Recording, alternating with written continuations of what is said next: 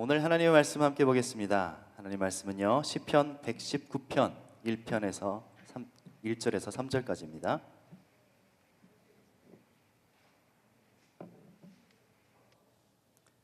하나님의 말씀 시편 119편 1절에서 3절까지 우리 서로 교독하도록 하겠습니다. 제가 먼저 읽습니다. 행위가 온전하여 여호와의 율법을 따라 행하는 자들은 복이 있으며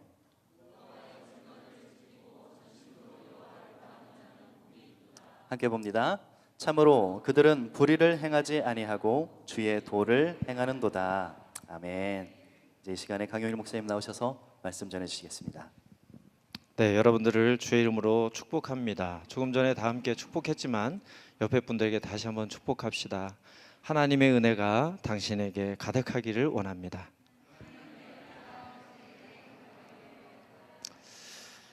네, 여러분들 가뭄 때문에 많이 걱정을 하셨는데 하나님께서 또 풍성하게 비를 내려주셨죠. 비를 내려주신 뒤에 최근에는 너무 더워서 열대야로 여러분들이 잠을 많이 설치고 계시죠. 대구에서 일어난 일이라고 합니다. 우리나라에서 제일 더운 지역이 대구죠. 네, 그래서 이제 대구를 대구라고 부르지 않고 데프리카라고 부르는 거 여러분들 아시죠? 근데 데프리카에 유학을 온 아프리카 친구들이 우리 아프리카 이렇게 안 더워요.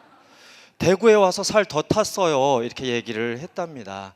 네, 그러니까 요즘 참 더운데 여러분 이 혹서기에 건강 해치지 않도록 우리가 건강에 또 만전을 기하시고 또 우리가 건강해야 하나님을 더욱더 사랑할 수 있을 줄로 압니다. 오늘 본문 말씀 119편 여러분들이 굉장히 익숙한 말씀입니다. 행위가 온전하여 여호와의 율법을 따라 행하는 자들은 뭐가 있다고요? 복이 있으며. 2절에 여호와의 증거들을 지키고 전심으로 여호와를 구하는 자는 복이 있도다. 참으로 그들은 불의를 행하지 아니하고 주의 도를 행하는도다. 그래서 오늘 제가 여러분들과 함께 나누는 말씀의 제목은 온 마음을 기울여 주님을 찾는 사람. 바로 오늘 이 자리에 참석한 모든 분들이 오늘 시편 119편에서 이야기하고 있는 복 있는 사람, 온 마음으로 전심으로 그 마음을 기울여 주님을 찾는 저와 여러분들, 그리고 대학교의 모든 성도님들 되시기를 주의 이름으로 축복합니다. 우리는 인생을 살면서 행복과 안녕을 추구하는 것은 동서고금을 막론하고 공통된 점이라고 이야기할 수가 있습니다. 여러분, 우리 외국 분들은 새해가 되면 어떻게 인사를 나누죠? 자, 미국 분들은 어떻게 인사를 나누죠? 해피 뉴 이어 이렇게 하죠. 네, 해피가 무슨 뜻입니까? 행복이죠. 그 다음에 우리 한국 사람들은 새해가 되면 어떻게 인사를 나눕니까? 새해 복 많이 받으십시오 라고 얘기합니다. 자, 혹시 중국어로는 어떻게 얘기를 할까요? 네, 신년 콰일러 이렇게 얘기를 합니다. 자, 어쨌든 간에 중국인들은 복을 굉장히 좋아하죠. 그래서 새해가 되면 복자를 어떻게 붙일까요? 네, 거꾸로 붙여요. 제가 처음에 중국 갔을 때 그걸 또 한자를 또 안다고 전부 다 바로 붙여줬어요. 그랬더니 중국 분들이 깜짝 놀라면서 이 중국에서는 복이 아래로 떨어져야 되기 때문에 다 거꾸로 붙여놨는데 왜 다시 날아가게 똑바로 붙여놨느냐 깜짝 놀라시는 것을 봤습니다. 자, 한순간의 행운, 럭키가 아닌 지속적으로 누리는 행복을 우리는 추구하는 사람들입니다. 여러분들 방송인 김재동 아시죠? 김재동이 그런 말을 했습니다. 많은 사람들이 행운을 위해서 행복을 짓밟는다라고 얘기를 했습니다. 여러분들 네잎클로바 많이 찾아보셨죠? 네잎클로바의 꽃말이 뭔지 아십니까? 행운입니다. 행운이라는 것은 한순간 왔다가 한순간 훅 가버리는 것을 행운이라고 하죠. 럭키라고 하죠. 그런데 우리가 추구하는 것, 특별히 하나님의 말씀을 마음에 두고 살아가는 자들이 추구하는 것은 한순간 없어지는 행운이 아니라 영원히 내 속에 머물러 있고 내게 기쁨을 주는 행복이 되겠죠. 그래서 많은 사람들이 네잎클로바를 찾기 위해서 마구 짓밟는 것이 있는데 세잎클로바죠. 세잎클로바의 꽃말은 뭘까요? 바로 행복입니다. 오늘 우리가 하나님 안에서 행운이 아닌 진정한 행복, 그것을 찾는 저와 여러분들이 되기를 간절히 소원합니다. 세상 사람들의 관심은 소유에 있습니다. 얼마만큼 건강하고 얼마만큼 장수할 것인가? 얼마나 많은 재물을 재테크를 통해서 축적할 수 있을 것인가? 그리고 얼마나 다른 사람들이 부러워할 수 있는 인류 직장을 내가 소유할 것인가? 이러한 소유의 모든 가치관에 척도를 두고 있는 사람들이 살아가는 이 세상에는 아파트 평수나 차종으로 지위와 신분을 평가하고 있는 그런 척도가 불행하게도 생긴다라고 하는 거죠. 그러나 성경의 관심사를 보면 세상의 관심사와는 다른 것을 우리가 알 수가 있습니다. 우리가 얼마만큼을 소유했기 때문에 그 등급에 따라서 행복이 차등되어지는 것이 아니라 다름 아닌 관계성을 굉장히 중요시 여기고 있다고 하는 겁니다. 그래서 예수님은 포도나무를 통해서 가지이고 나무이다, 줄기이다 이렇게 얘기를 합니다. 그 관계성 속에서 이 나무에서 가지가 떨어지면 아무것도 맺을 수 없다라고 그 관계성을 강조하십니다. 그리고 하나님께서 아브라함을 통해서 언약을 맺으실 때 나는 너의 하나님이고 너는 나의 백성이다라는 관계성을 얘기하셨지 먼저 다른 것을 많이 얻게 될 것이라고 이야기하지 않았습니다. 아담이 그리고 하와가 하나님의 마음을 이해하지 못하고 소유에 관심이 있어서 범죄하게 되었을 때 하나님께서는 그 아담과 하와에게 단 한마디 물으셨습니다. 아담아, 내가 어디 있느냐? 몰라서 물으셨을까요?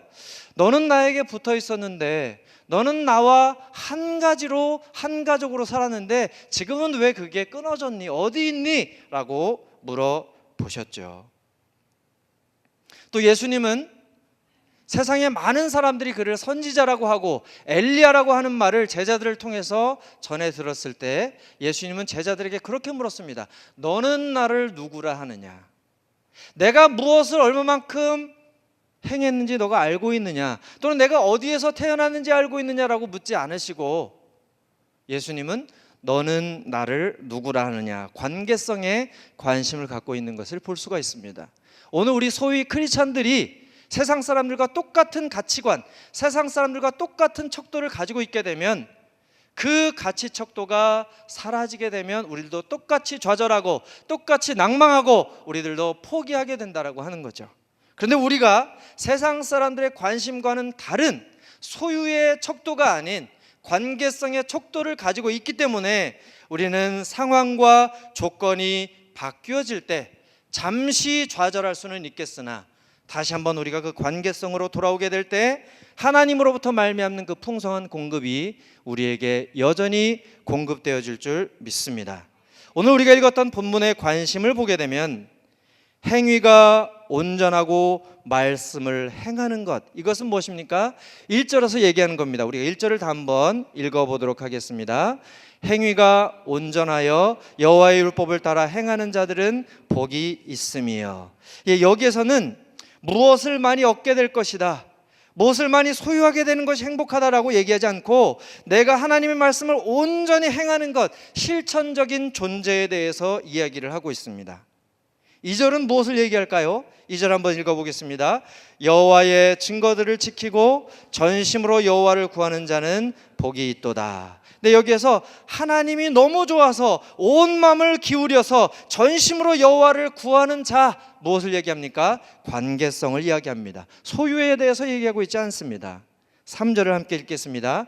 참으로 그들은 불의를 행하지 아니하고 주의 도를 행하는도다. 주의 도를 행하는 것, 불의를 행치 않는 것, 실천적인 존재 자체를 이야기하지 얼마를 소유했기 때문에 그 소유의 정도에 따라서 행복의 정도가 비례한다거나 반비례한다거나 이런 법칙을 이야기하지 않습니다.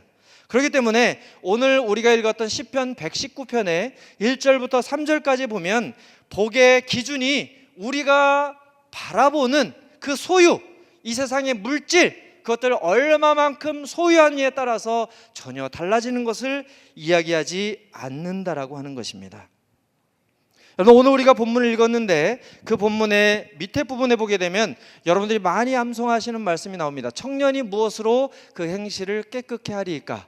주의 말씀을 따라 삼갈 것이니이다. 자, 그런데 9절을 보게 되면 복 있는 자의 삶을 사는 방법론에 대해서 이야기를 합니다. 우리가 조금 전에 1절과 2절과 3절에서 이야기하고 있는 것이 소유가 답이 아니다, 관계성이 답이다 라고 이야기를 하는데, 그렇다면 이 관계성을 우리가 어떻게 내가 찾을 수 있을까, 어떻게 내가 그것을 유지할 수 있을까, 어떻게 그것을 사모할 수 있을까에 대한 방법론에 대해서 이야기를 하고 있다라고 하는 겁니다. 여러분, 여기 보게 되면 제가 한국어 성경뿐만 아니라 영어 성경, 중국어 성경을 함께 찾아보았습니다. 한국 성경에서는 무엇으로에 대해서 관심하고 있습니다. 영어 성경에서는 how can, 어떻게 라고 얘기를 하고 있습니다. 중국어 성경에서는 용什么, 무엇으로, 한국어 성경과 같습니다. 자, 여기에서는 말씀만이 유일한 선택이라는 것을 이야기해 주고 있습니다. 비교 자체를 거부하는, 비교할 수 없는 그런 존재임을 이야기합니다. 여러분 잘 알고 있는 것처럼 이사야서 40장 8절에 보면 풀은 마르고 꽃은 시드나 주의 말씀은 영원하다라고 이야기를 하고 있습니다. 저는 이 말씀을 항상 헷갈립니다. 항상 제가 자신 있게 외우면 꽃은 마르고 풀은 시드나, 하지만 그 한 절 안에 다 들어 있습니다. 주의 말씀은 영원히 시들지 않고 마르지 않는 것이기 때문에 세상에 어떤 것이 변해도, 시간이 지나고 세대가 바뀌고 문화가 바뀌어도 그 말씀은 변치 않는 영원한 기준이 된다라고 하는 겁니다. 바로 우리의 행동에 확고부동한 그런 기준, 선택과 비교를 거부하는 절대적인 것. 여러분들 이렇게 말하면 굉장히 어렵죠. 제가 쉽게 비유를 들어드리겠습니다. 한병수 목사님과 저를 비교할 수가 없죠. 한병수 목사님이 비교를 거부하시죠. 아예 비교의 수준이 안 되니까요. 미모가 되겠습니까? 피부 색깔이 되겠습니까? 학문의 정도가 되겠습니까? 그러나 저는 유일하게 하나 자신하는 것이 있습니다. 표준어는 제가 낫습니다. 자, 이렇게 하나님의 말씀은 우리들에게 다른 것과 비교할 수 없는, 그리고 유일한 선택, 오로지 그런 우선순위가 있다라고 하는 겁니다. 그렇다면 우리가 하나님의 말씀을 내가 마음에 두고 전심으로 기울여서 그것을 통해서 하나님이 원하시는 복 있는 자가 되기를 원하는데, 그것은 오늘 우리의 신체 부위에서 4가지 영역에 실천해야 될 것을 이야기하고 있습니다. 여러분들 한번 성경을 가지고 계시다면 10절을 한번 보도록 하겠습니다. 시편 119편 10절 말씀입니다. 함께 읽습니다. 시작. 내가 전심으로 주를 찾았사오니 주의 계명에서 떠나지 말게 하소서. 자, 전심은 무엇일까요? 바로 마음입니다. 마음의 영역에서 하나님의 말씀이 담겨야만 우리가 복 있는 자가 된다라고 하는 겁니다. 제가 가지고 있는 쉬운 성경의 그 버전으로 보게 되면 전심이라고 하는 것은 이렇게 번역되어 있습니다. 온 마음을 기울여 주를 찾았사오니 주의 계명에서 떠나지 말게 하소서. 먼저 우리가 복 있는 자가 되기 위해서는, 우리가 소유의 정도로 말미암아 행복의 가치를 느끼는 사람이 아니기 위해서는 무엇이 우선되어야 하냐면 하나님의 말씀이 어디에? 우리의 마음속에 가득해야만 합니다. 여러분들 전주를 우리 순우리말로 뭐라고 얘기하죠? 온골이라고 얘기하죠. 네, 오늘 여기서 전심도 마찬가지로 온 마음이라고 이야기를 하고 있습니다. 가득 찬 마음, 풍성한 마음, 충족한 마음, 그 마음으로 하나님을 추구할 때, 하나님을 따라갈 때 바로 우리는 복 있는 자의 반열에 서게 될 것이라고 이야기를 합니다. 우리 마음은 어떤 곳입니까? 우리의 마음은 신앙의 고백이 나오는 곳입니다. 우리의 마음은 인격적인 고백이 시작되는 곳입니다. 또한 우리의 마음에서 풍성한 교제가 시작되는 곳입니다. 여러분, 우리 대학교에는 예배를 시작할 때마다 계속해서 옆 사람을 바라보고 축복의 통로를 부르고 마른 강물이 샘물이 돼서 돌아오고 이렇게 얘기를 하죠. 그런데 마음에서 우러나오지 않는 축복이라면 진정한 축복이 될 수가 없죠. 자, 그런 의미에서 옆에 분에게 잠깐 잉크 한번 쏴주시죠. 이럴 때 참 큰 비애는 뭐냐면, 나 옆에 분에게 쐈는데 그분도 저쪽 방향 보고 있을 때, 그죠? 자, 풍성한 교제가 시작되는 곳이 바로 마음입니다. 하나님과 인격적인 교제와 만남을 유지하고자 오늘 몸부림치는 시편 기자가 이야기하는 것이 전심을 기울여서 하나님을 찾았다라고 얘기를 합니다. 여러분들, 절대로 점심이 아닙니다. 전심입니다. 자, 옆에 분에게 정말 친한 분이라면 손을 꽉 잡아주시고, 네, 말씀해 주시기. 이럴 때도 비애가 나는 이쪽 손을 잡으려고 하는데 이쪽 사람이 내 뒷손을 잡아. 그죠? 공평하게 나눠주시고, 자, 분명히 얘기합시다. 점심이 아니고요, 전심입니다.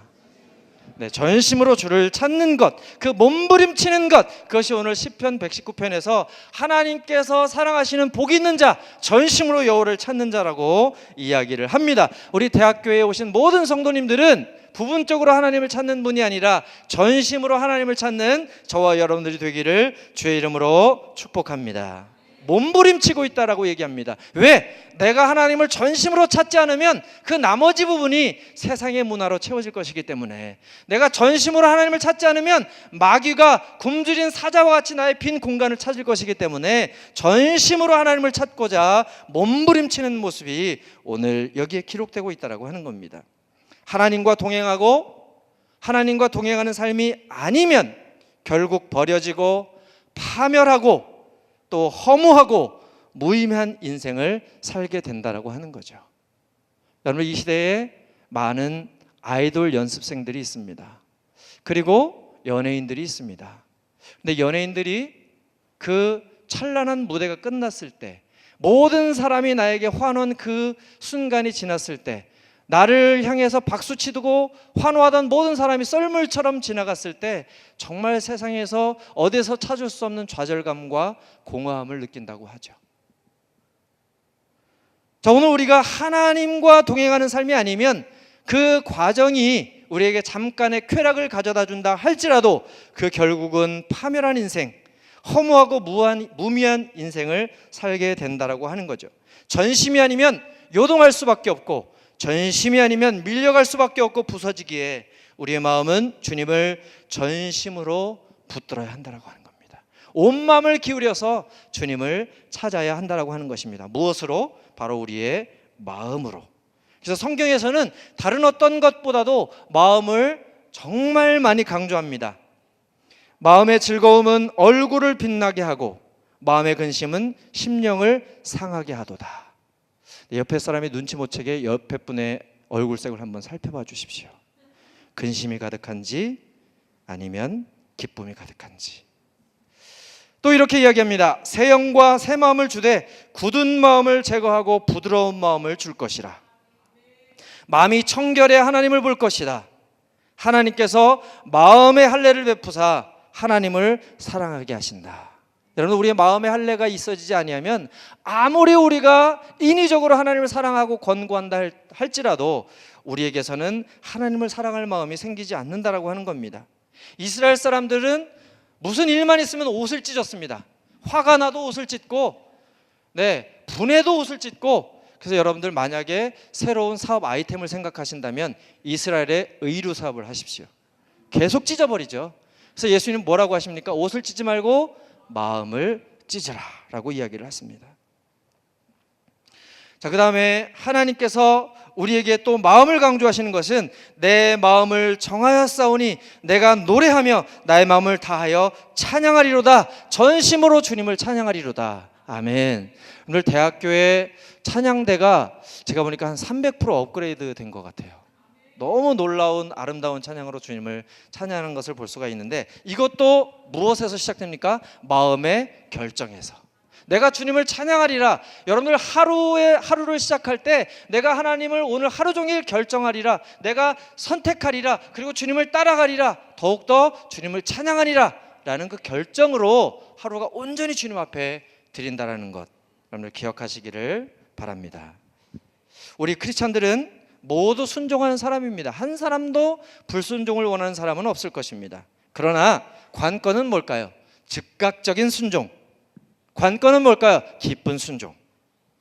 우리 크리스찬들은 모두 하나님께 마음을 드리기를 원하는 사람입니다. 그러나 관건은 부분이 아닌 전심으로 주님을 찾기 원하는 것, 그것이 바로 하나님께서 원하시는 귀한 순종이요 또한 전심인 줄 믿습니다. 자, 우리 예배 시간에 이런 거 했었는지 모르겠는데 게임을 한번 좀 해보려고 합니다. 네. 자, 오른손 엄지손가락을 드시고, 네, 이렇게 드시지 마시고 이렇게. 그다음에 왼손으로 옆에 분의 엄지손가락 위에 덮습니다. 지금 왼쪽 오른쪽이 구분이 안 되시죠? 네, 니느웨에도 좌우를 분별하지 못하는 사람이 너무 많았다고 합니다. 자, 제가 하나 둘 셋을 외치면 자, 내 손바닥으로 상대방의 엄지손가락을 꽉 잡고 내 엄지손가락은 빼야 되겠죠? 네, 좌뇌 우뇌가 구별되지 않은 분들은 네, 이거는 잡는데 이거는 여전히 잡히십니다. 자, 하나, 둘반, 셋. 자, 잡으신 분 손 드세요. 잡으신 분. 이건 뭐죠? 왜 잡힌 분은 있는데 잡으신 분이 없을까요? 다시 한번. 네. 자, 준비하시고 하나, 둘, 2.9, 셋. 네. 그리 기뻐하실 필요 없어요. 상이 없어요. 네. 자, 제가 왜 이것을 말씀드렸냐면 오늘도 마귀는 우리에게 속삭입니다. 더 많은 것을 소유해, 성공해. 자, 요즘은 교회에서도 교회 강대상에서조차도 우리가 세상의 성공을 많이 이야기합니다. 그러나 예수님은 그러신 적이 없습니다. 세상의 성공이 아니라 주님과의 관계성입니다. 주님과의 관계성 속에서 세상의 성공도 따라오면 우리가 감사하는 것이지 이 순서가 바뀌어서는 안 된다라고 하는 거죠. 자, 제가 왜 이 게임을 했냐 하면 우리가 마귀의 속삭임은 멀리하고 그다음에 하나님의 말씀은 우리가 전심으로 붙잡자라는 의미에서 이런 게임을 해보았습니다. 여러분들 밖에 나가서 말씀하실 때 강용일 목사는 설교 시간에 게임만 하더라, 절대 그러지 않으시기를 바랍니다. 네, 두 번째, 마음에 이어서 어디가 하나님을 전심으로 찾아야 되냐면 입술입니다. 입술. 우리가 13절을 다 함께 읽겠습니다. 시작. 주의 입의 모든 규례들을 나의 입술로 선포하였으며. 아멘. 주의 입의 모든 규례들을 나 또한 나의 입술로 선포하였으며. 여러분, 본문 시인은 열정이 여기에 정말 가득한데 하나님의 말씀이 조금 전에 우리가 얘기했던 내면에만 머무르지 않고 입으로 전하고 입으로 가르치는 열정까지 나타나고 있다고 하는 겁니다. 여러분, 하나님이 입이 있으신가요? 하나님이 입이 있으시다고 하면 그것은 육체라고 할 수 있겠죠. 만약에 하나님이 입이 있으시다고 하면 우리는 이렇게도 서술해야 될 겁니다. 하나님의 허파, 하나님의 맹장, 하나님의 쓸개? 아니죠.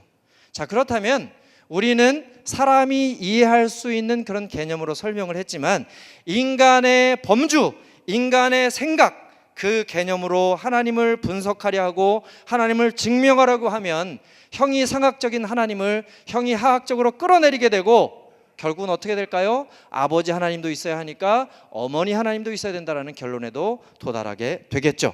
자, 오늘 시편 기자는 하나님께서는 입이 없으시지만 영이시기 때문에 그러나 마치 입을 벌려서 말씀을 선포하시는 것처럼 생생하게 전달하고 있다라고 하는 겁니다. 그래서 그 입술, 하나님의 입술로 나오는 그 말씀을 나도 내 입으로 선포하리라 라고 얘기를 하고 있습니다. 하나님께서 나에게 말씀하시는 것은 이 대학교회가 함께 선포하게 되기를 간절히 축복합니다. 하나님의 입술로 나오는 그 모든 말씀이 우리 한 사람 한 사람을 통해서 좌절하고 절망하고 슬퍼하는 모든 사람들에게 친히 전달되어지기를 주님의 이름으로 축복합니다. 그 다음에 13절에 보면 입이라는 단어 뒤에 모든이라는 단어가 나옵니다. 모든이라는 단어.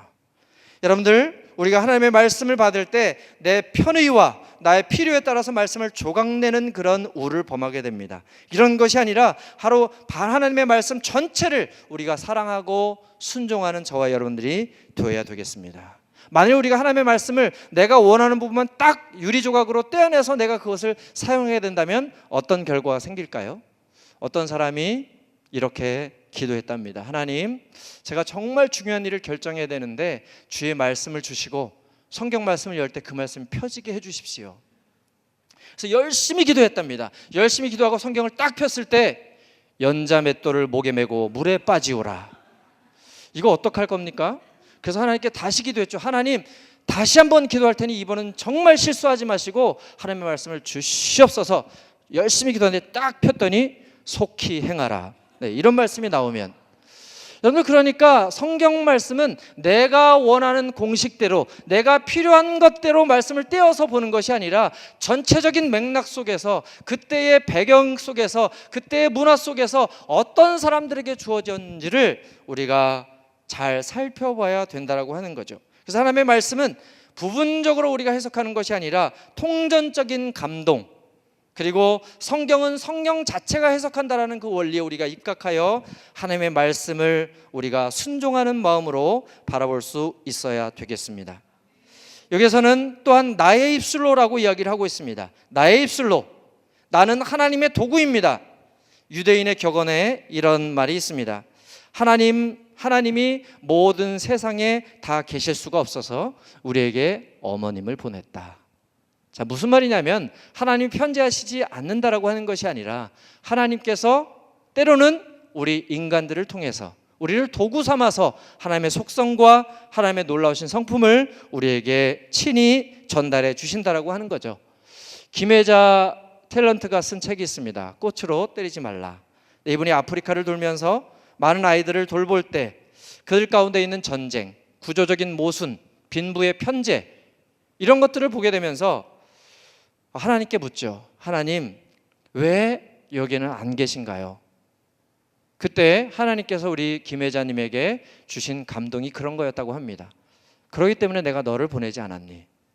여러분들, 하나님이 계시지만 사람들은 그 하나님을 영이신 하나님이기 때문에 느끼지 못할 때 바로 만져지는 여러분, 그리고 말할 수 있는 여러분들을 통해서 보여지지 않는 하나님이 보여지게 되기를 간절히 소원합니다. 그리고 13절에서 또 나오는 단어는 선포입니다. 선포. 이 선포를 원어에서 살펴보면 자세히 말하다, 공식적으로 선포하다, 반복해서 말하다, 반복해서 언급하다라는 내용입니다. 저와 여러분들은 말을 하게 될 때 부정적인 말보다는 긍정적인 말을 많이 해야 되겠죠. 자, 그렇지만 긍정적인 말보다 우리는 좋은 말을 해야 될 것입니다. 좋은 말보다 선한 말을 많이 해야 될 것입니다. 선한 말보다 생명의 말씀을 우리가 증거해야 될 줄 믿습니다. 이 생명의 말씀을 증거하기 위해서 우리는 주님이 선포하신 그 말씀에 우리를 전심으로 기울여야 할 필요가 있다라고 하는 겁니다. 제가 책 한 권을 여러분들에게 소개하려고 합니다. 네, 이 책은 일본 저자 에모토 마사로라고 하는 분이 지은 책입니다. 물은 답을 알고 있다. 이게 뭐냐 하면 이 에모토 마사로라고 하는 분은 일생 동안 물만 연구를 했습니다. 현미경으로 물을 연구하게 되는데 때에 따라서 좋은 말, 때에 따라서 나쁜 말, 기분 나쁜 말, 그다음에 짜증나는 말, 행복한 말을 전달하고 현미경으로 그 물의 결정체를 보았을 때 너무나 판이하게 달라지는 것을 보게 됐다라고 하는 거죠. 그래서 그 물조차도 사람의 말을 알아듣는다라고 하는 거죠.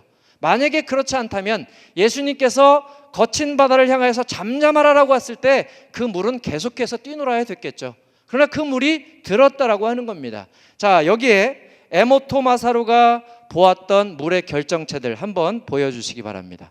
네, 여기 보면 각 나라 말로 감사의 말을 전했을 때, 또는 사랑한다고 했을 때, 정말 기분 좋다라고 했을 때, 바보라고 얘기했을 때, 교향악을 틀어주었을 때, 그리고 팝음악을 틀어줬을 때, 락음악을 틀어주었을 때 물의 결정체가 다 달랐다라고 하는 거죠.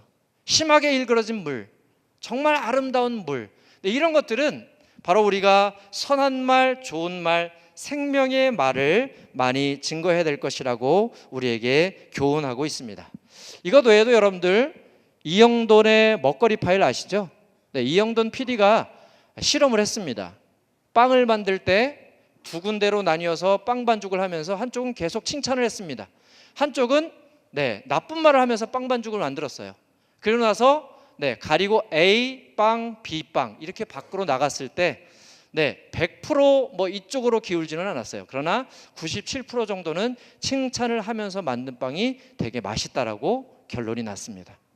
포도주를 숙성할 때도 마찬가지입니다. 포도주를 숙성하는 가운데 칭찬을 하면서, 어떤 포도주는 저주를 하면서 당연히 이쪽이 맛있다라고 이야기를 하였습니다. KBS에서 실험한 것을 알고 계실 겁니다. 하얀 흰쌀밥을 만들어서 유리병에 넣고 우리나라에서 가장 발음이 정확한 한병수 목사님 비슷한 우리 KBS 아나운서들이 계속해서 이쪽에 정말 예쁘다, 사랑스럽다라고 칭찬을 하고 이쪽은 정말 맛없게 생겼구나, 아무도 안 쳐다볼 것 같다라고 얘기를 한 뒤에 일정 기간 뒤에 봤을 때 어떻게 됐을까요? 이쪽만 곰팡이가 쓸었을까요? 그렇지 않습니다. 이쪽도 쓸었습니다. 근데 이쪽은 정말 파래같이 예쁜 그 곰팡이가 구석에만 조금 쓸었고요. 이쪽은 완전히 연탄처럼 새까맣게 변했습니다.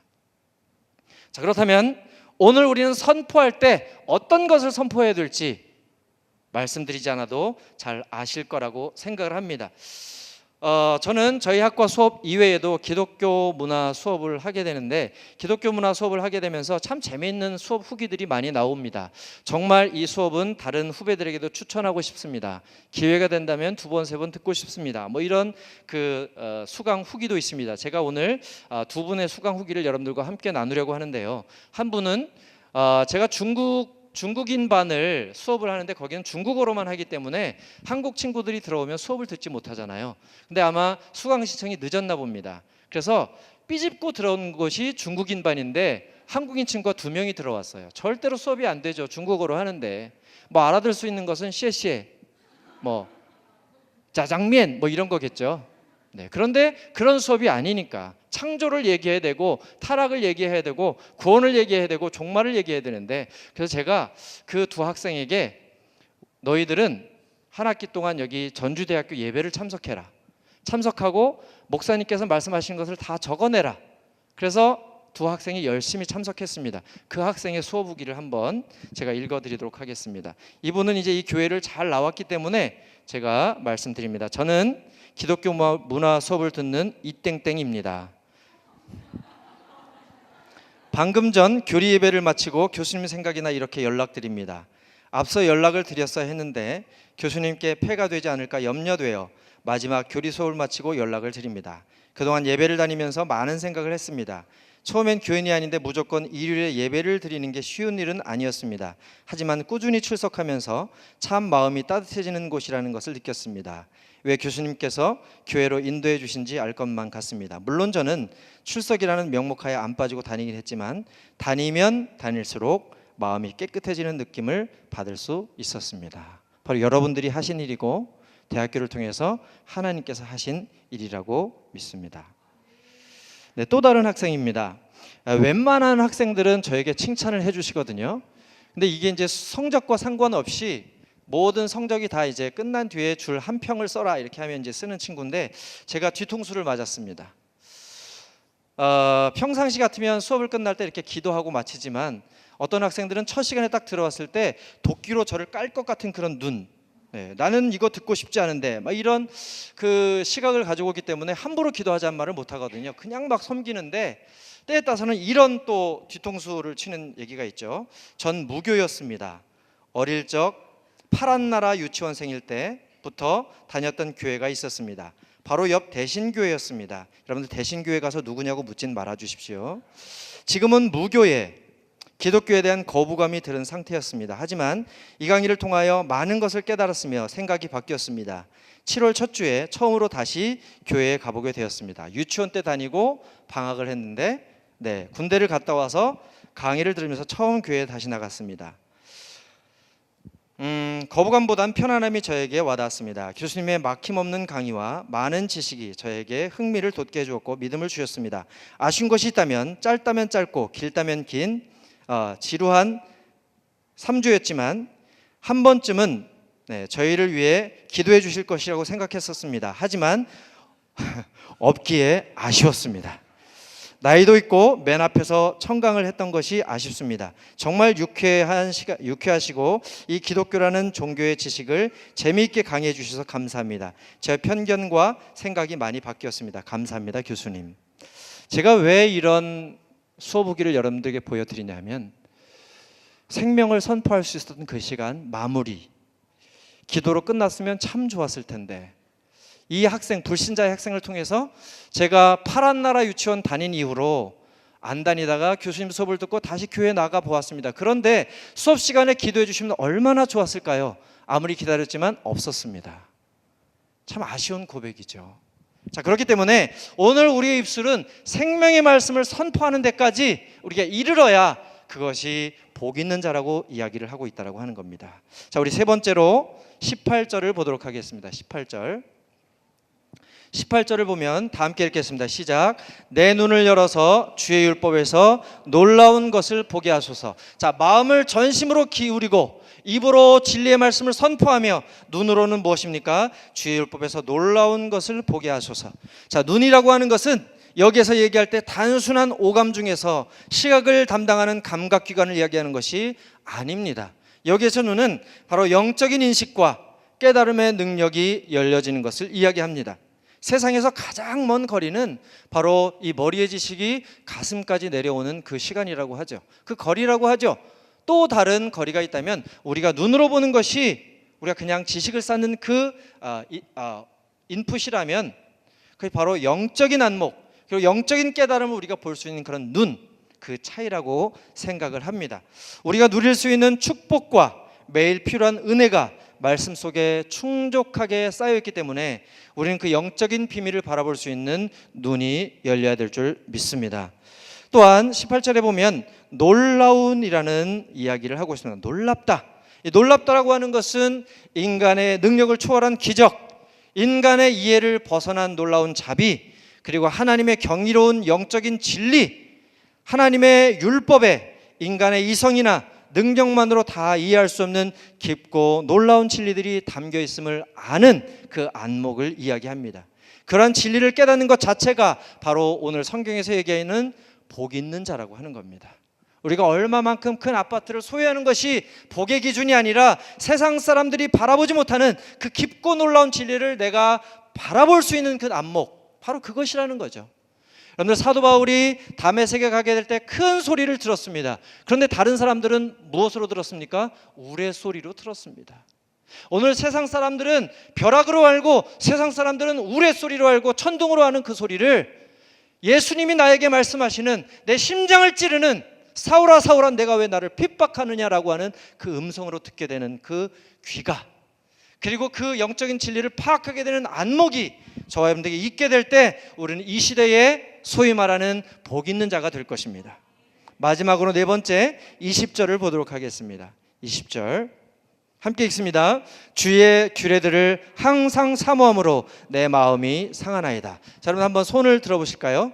우리 하나하나 꼽아보겠습니다. 맨 처음엔 뭐였죠? 마음. 두 번째는 입술. 세 번째는 눈. 네 번째는 영혼입니다. 영혼. 주의 규례들을 항상 사랑함으로 내 마음이 상하나이다. 네, 그런데 다른 성경에서는 이것을 영혼으로 표현을 하고 있습니다.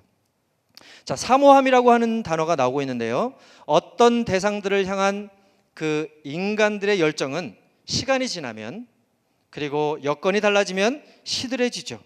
그러나 우리는 예수님의 기적에서 볼 수 있듯이 가나 혼인잔치에서 처음에 나왔던 그 포도주보다 시간이 지나면 지날수록 더욱더 진한, 더욱더 맛있는 포도주가 나왔다라고 하는 거죠. 오늘 우리 가운데 하나님의 말씀을 사모하면 사모할수록 그 놀라운 생명의 능력이, 그 생명의 폭포수가 우리 가운데 임하여지기를 주의 이름으로 축복합니다. 오늘 본문의 기자는 하나님의 말씀을 향한 열정이 시간의 흐름이나 상황에 조금도 영향받지 않고 시종여일한 것을 이야기를 합니다. 바로 하나님의 말씀은 시간이 지날수록 계속해서 더욱더 풍성해진다라고 하는 거죠. 여러분들, 저는 남녀 10쌍을 소개해서 결혼을 했습니다. 네. 그런데 10번째 제가 소개해서 결혼한 그 친구들은 제가 두 나라를 살렸습니다. 뭐냐면 40대가 넘은 분인데요, 남자분은 호주분이고 여자분은 한국분입니다. 그래서 두 분이 결혼을 한 지 3년이 됐는데요, 이분들을 제가 10쌍을 소개해서 이렇게 결혼을 시키다 보면 대부분 그분들이 이런 생각을 합니다. 참 기준을 많이 가지고 있어요. 키는 얼마여야 하고, 내 머리는 어디까지 와야 되고, 뭐 피아노는 얼마만큼 쳐야 되고, 뭐 이런 것들을 얘기하시는데, 제가 그렇게 얘기합니다. 그런 기준 갖지 마라. 미모를 아무리 따져도 10년 지나면 다 평준화된다. 네, 이렇게 얘기를 하는데, 그렇습니다. 우리가 시간이 지나면 미모도, 그리고 우리의 모든 조건들도 다 퇴락을 하고 또 평준화가 되지만 하나님의 말씀은 시간이 지나도 변치 않는다라는 것, 그것들을 우리가 기억하게 되기를 간절히 사모합니다. 네, 여기 보면 사모한다라고 하는 것을 그렇게 이야기하고, 두 번째로는 상하나이다라고 얘기를 합니다. 상한다라고 하는 것은 으깨어진다, 분쇄된다, 꺾어진다라는 뜻을 가지고 있습니다. 주의 말씀을 얼마나 갈급하기에 나의 영혼이 으깨어지는 것처럼, 나의 영혼이 상하는 것처럼 내 영혼이 찢어질 정도로 고통하냐, 이 말입니다. 오늘 우리는 하나님의 말씀 가운데 그 말씀을 사모해서 영혼이 사무쳐서 그것을 갈급해서 우리가 으깨어지는 고통을 느끼는 것처럼 그 말씀이 저와 여러분들에게, 그리고 우리 대학교에 충만하게 되기를 간절히 소원합니다. 우리 함께 이 시간에 함께 기도합시다. 함께 기도하게 될 때 하나님께서 저와 여러분들에게 은혜를 부어주셔서 정말 복이 있는 자가 되어지기를 간절히 소원합니다. 그것이 세상 사람들이 바라보는 그런 기준이 아니라 바로 우리의 마음속에, 그리고 우리의 입술에, 그리고 우리의 눈에, 그리고 우리의 영혼에 하나님의 마음이 정말 그 찢어지는 고통처럼 사모하게 되어서 하나님 그 말씀으로 인하여 이 시대가 바뀌어질 수 있도록 인도하여 주옵소서. 그 말씀을 통하여 우리 교회가 부흥되게 하여 주옵소서. 하나님, 나의 심령이 변화되게 도와주옵소서. 이 시간에 우리가 전심으로 함께 기도하겠습니다. 거룩하신 아버지 하나님, 진심으로 감사합니다. 주님을 사모합니다. 우리 가운데 주의 말씀이 없으면 아버지 요동할 수밖에 없습니다. 우리 가운데 하나님의 말씀이 없으면 우리가 아버지 하나님 사가질 수밖에 없겠습니다. 하나님이여 긍휼을 더하여 주셔서 주의 말씀을 우리의 입에, 그리고 우리의 눈에, 우리의 말씀에, 그리고 충만하게 하셔서 그 말씀으로 하여금 우리가 승리할 수 있도록 인도하여 주시기를 간절히 소원합니다. 하나님 영광 받아 주시옵소서. 인도하여 주시옵소서. 주님 감사합니다. 생명의 주관자가 되신 아버지 하나님, 진심으로 감사합니다. 꽃과 풀은 마르고 시드나 주의 말씀은 영원한 줄 우리가 믿습니다. 하나님, 우리가 잠시 동안의 쾌락을 위하여, 잠시 동안의 번영을 위하여 우리의 가치관과 우리 인생의 목표를 있다가 없어질 것에 두지 않게 하시고, 오직 영원한 주의 말씀을 사모하여 우리의 입술에, 우리의 마음에, 우리의 눈에, 그리고 우리의 영혼에 담을 수 있도록 인도하여 주옵소서. 함께 하실 주님을 찬양합니다. 예수님의 이름으로 간절히 기도합니다.